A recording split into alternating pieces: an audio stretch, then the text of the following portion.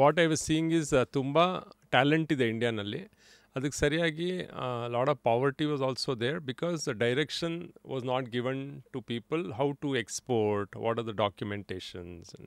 So in fact ನಾನೇ personally ತುಂಬ ಎಕ್ಸ್ಪೋರ್ಟರ್ಸ್ಗೆಲ್ಲ ಹೆಲ್ಪ್ ಮಾಡ್ತಾಯಿದ್ದೆ. ಸೊ ದೆನ್ ಐ ಥಾಟ್ ನಾವೇ ಯಾಕೆ ಇಂಡಿಯಾಗೆ ಹೋಗಿ, ಅಫ್ಕೋರ್ಸ್ ರಶ್ಮಿಗೂ ಭಾಳ ಇಂಟ್ರೆಸ್ಟ್ ಇತ್ತು ಇಂಡಿಯಾಗೆ ಹೋಗಿ we should do something in rural India, especially for rural women ಅಂತ. ಸೊ ನಾವು ಇಬ್ಬರು we decided we will cell our house and come and start so with that money. So ಹಾಗಾಗಿ ನಾವು ಆಸ್ಟ್ರೇಲಿಯಾದ ಮನೆ ಮಾರಿ ಆ ದುಡ್ಡೆಲ್ಲ ತೊಗೊಂಡು ಬಂದು, ನಾವು ತುಂಬ ಸೇವಿಂಗ್ಸ್ ಏನು ಮಾಡಿರಲಿಲ್ಲ ಆ್ಯಸ್ ಸಚ್. ನಾವು ಅಷ್ಟೊಂದು ಸೇವಿಂಗ್ ಫ್ರೆಂಡ್ಲಿ ಪೀಪಲ್ ಅಲ್ಲ. ಸೊ ಅದನ್ನು ತಂದು ಹಾಕಿ we invested and started making paper flowers. Okay. So mainly paper flowers. ಈ ಟೆಕ್ನಿಕ್ ನಾನು ರಶ್ಮಿ ಥಾಯ್ಲೆಂಡಿಂದ ಕಲ್ತ್ಕೊಂಡು ಬಂದ್ವಿ.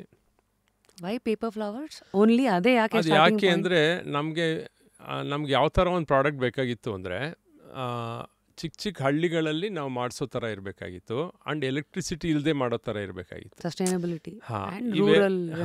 ಇವೆರಡು ನಮ್ಮದು ಮೇಜರ್ ಕ್ರೈಟೀರಿಯಾ ಇತ್ತು. ಅದಕ್ಕೆ ಏನು ಮಾಡ್ಬೋದು ಅಂತ ನೋಡ್ತಾ ಇದ್ವಿ. ಸಮ್ಹೌ ಐ ಥಿಂಕ್ ಕೆಲವೆಲ್ಲ ಈ ದೇವರು ಮಾಡಿಸೋದು ಅಂತ ಹೇಳ್ತಾರೆ ನೋಡಿ, I think some divine intervention.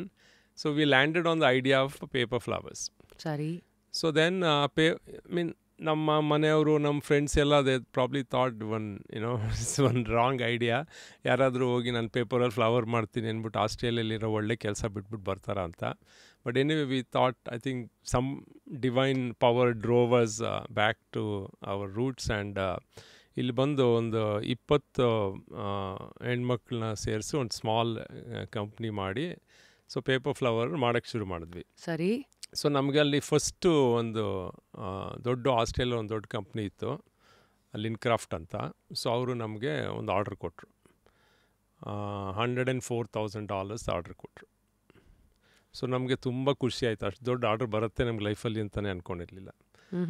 So first order.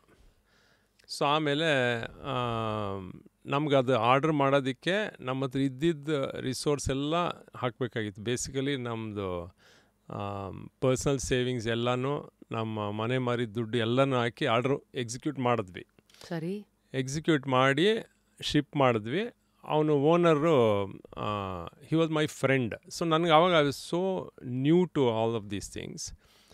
I was quite new to Indian way of operating business also.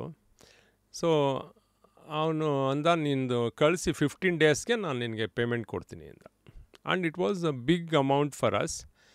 So ಕಳಿಸಿ ಒಂದು ವಾರಕ್ಕೆ ಹಿ ಡಿಕ್ಲೇರ್ಡ್ ಬ್ಯಾಂಕ್ರಪ್ಸಿ. ಅಯ್ಯೋ, ಫ್ರೆಂಡು ಮತ್ತು ಹಿಂಗೆ friend. So he declared bankruptcy. So ಆಮೇಲೆ ಗೊತ್ತಾಯ್ತು ಅವ್ನ ಫ್ರೆಂಡ್ ಅಲ್ಲ ಅಂತ.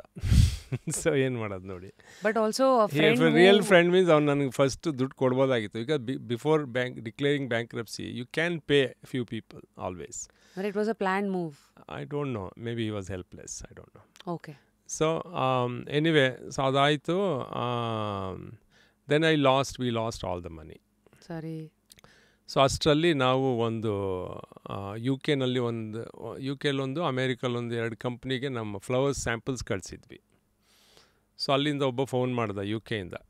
ರ್ಯಾಂಡಮಾಗಿ ನಾವು ಎಲ್ಲೋ ಪೇಜಸ್ಸಿಂದ ಕಳಿಸಿದ್ದು ಸ್ಯಾಂಪಲ್ಸು.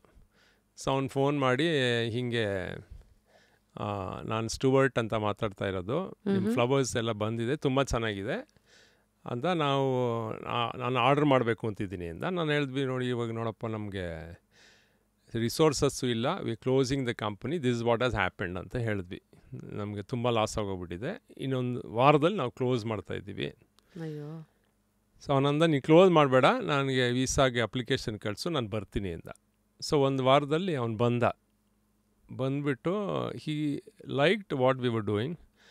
ಅದಕ್ಕೆ ಎಲ್ಲದಕ್ಕಿಂತ ಅವನಿಗೆ ನಾನು ರಶ್ಮಿ ಆ್ಯಸ್ ಎ ಕಪಲ್ ಭಾಳ ಇಷ್ಟ ಆಯಿತು. ಹಿ ಸೆಡ್, ನಿಮ್ಮ ಜೊತೆ ವರ್ಕ್ ಮಾಡೋದಕ್ಕೆ ನನಗೆ ಐ ಆಮ್ ಸೀಯಿಂಗ್ ಫ್ಯೂಚರ್.